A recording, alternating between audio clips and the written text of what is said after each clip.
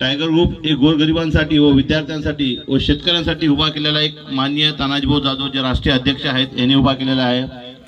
4 मित्र घेऊन निघाले होते। आज सगळे 40 लाख महाराष्ट्रामध्ये झालेले आहेत।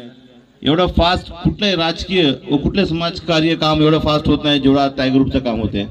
का तर ह्याच्या मागे कुठलं लालचपणा नाही, ह्याच्यामध्ये फक्त आपला भाऊकी आहे, आपले भाऊपणा आहे की तो माझा भाऊ आहे, ती माझी माय माऊली आहे, ह्या उद्देशाने सगळेजण काम करतात। आणि ह्या उद्देशामुळेच आज टायगर ग्रुपला एवढे लोक जोडून आहेत। नाही तर कुठला काय ग्रुप म्हणून लोक आहे की नाही लगेच ओढून टाकले असते। पण आपण आज बघतोय, मला तर रोज फोन येत आहेत, आपल्या कंधारमधून पण राहुल कडून फोन येतात की भाऊ आम्हाला पण जॉईन करा, आमच्या मुलाला पण द्या। आई वडिलांचे फोन येतात की आमच्या मुलाला तुमच्या ग्रुपमध्ये घ्या। मला काकू एवढं का तुम्ही असं म्हणता की पुराला आमच्या ग्रुपमध्ये घ्या, तुम्हाला काय आवडलं ग्रुपमधलं?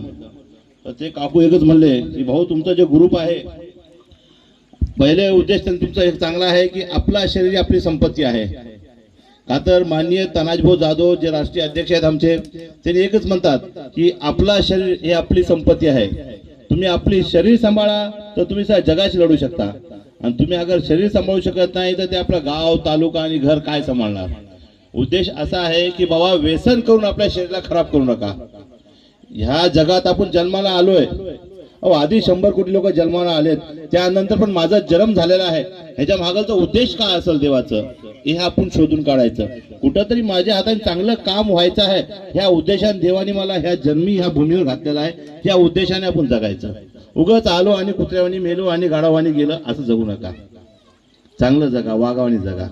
आपल्यापेक्षा ते मुंगी बघता, तुम्ही मुंगी एवढीशी असते ती मुंगी, पण तिला सांगा लागत नाही की कुठल्या घरात, कुठल्या खोलीत, कुठल्या कपाटात, कुठल्या अलमारीवर साखरेचा डब्बा आहे। एवढंच दिमाग असेल साखरेचा डब्बा हुडकून काढते, पोटासाठी काढते की नाही?